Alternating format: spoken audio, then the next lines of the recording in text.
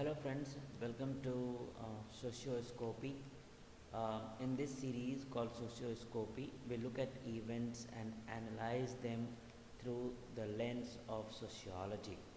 So, what is it that we are covering? So, as you know from the snippet here, we would be covering the Air India aircraft deal of around 470 aircrafts that was recently announced. So, in the history of aviation, this is the largest ever aircraft deal by any airline.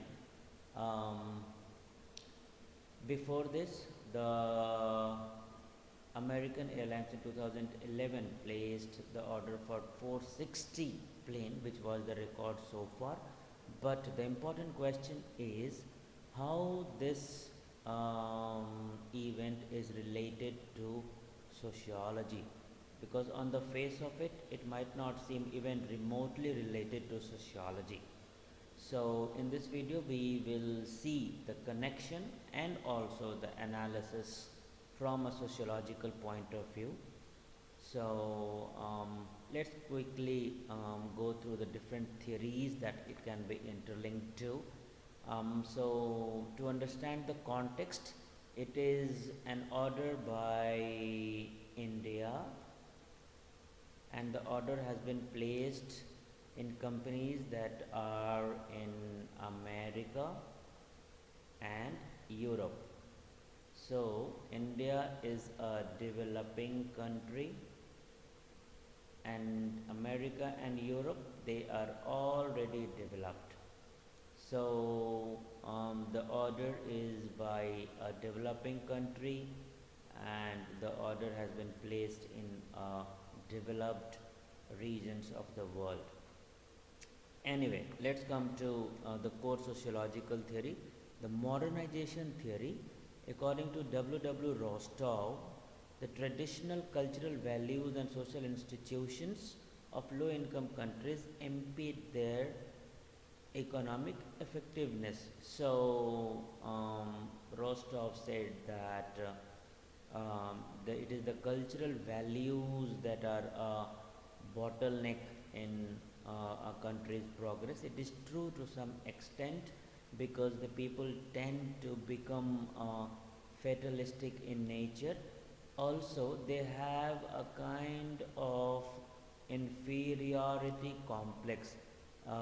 It can be linked to the identity and self and identity by G.H. Mead.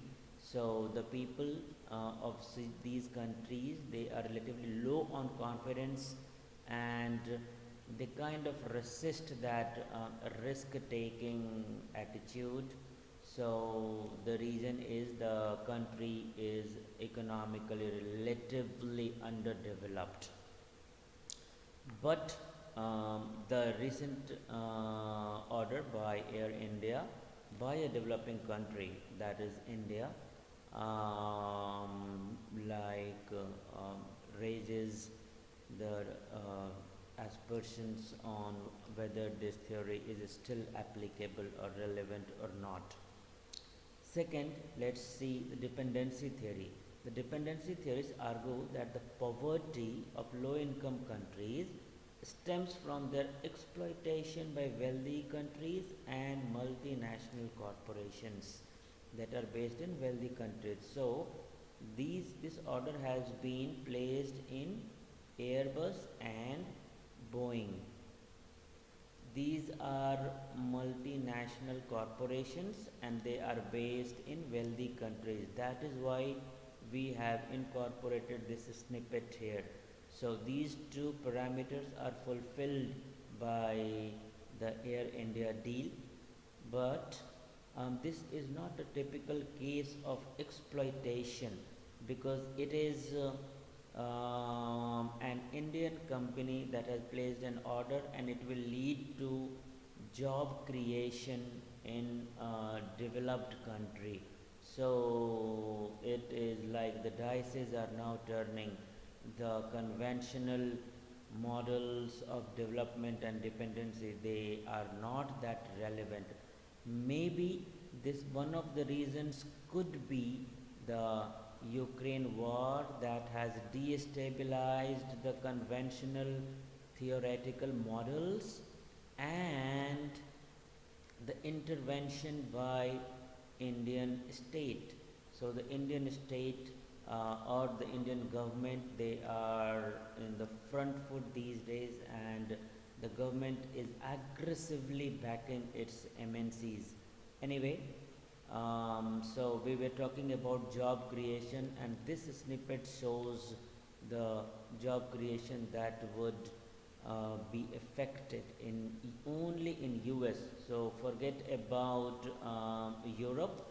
Just in US, it will create 1 million jobs. That is 10 lakh jobs in US. So developing country is now creating jobs in a developed country. So you need to see how the theories of development and dependency, they are now changing with time, and how whether these theories are completely relevant or not, you need to dig deep into these aspects. Next, let's see the world systems theory by Immanuel Wallerstein. It was influenced by dependency theory again, and argues that the world capitalist system is not merely collection of independent countries engaged in but must instead be understood as a single unit. So the carving up of world into three unequal economic zones, with the wealthier zones exploiting the poor. So they are again influenced by dependency theory primarily. They see that the entire world is one entity, and they recommend models like core, semi-periphery and periphery, so depending on how wealthy a country is.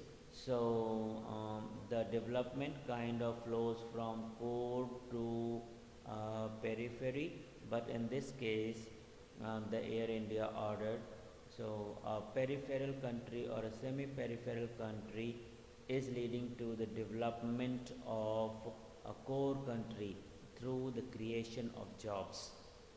So again, the conventional notions of development and dependency, they are not that relevant here.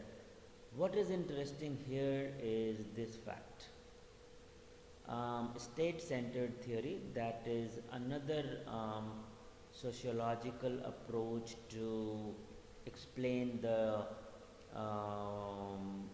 trickling down of development and economic growth across different regions of the world.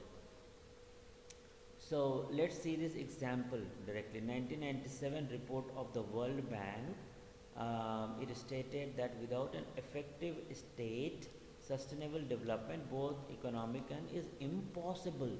Just see, we have transitioned from free economy model to World Bank saying that without state intervention it is impossible.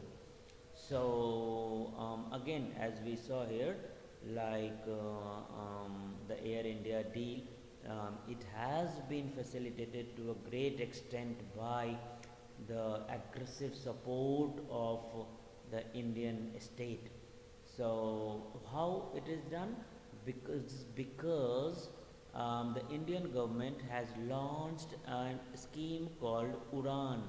It links the served areas through air connectivity, and the government gives some incentives to the aircraft carriers who connect these relatively unserved and underdeveloped areas of the country. So this has led to a boost in domestic market, and it is replicating in the record deal for aircrafts. So, and overall, the Indian economy is on a growth trajectory, and this will lead to a boost in the air passengers. So, that is one of the reasons why um, this record deal has been possible. So let's do a quick recap. We began with a modernization theory that advocated a free economy completely.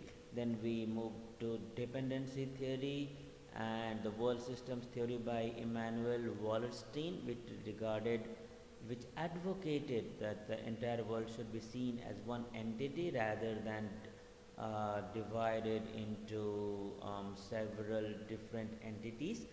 And the last one is state-centered theory, how state facilitates the economic growth of different countries and the world in general.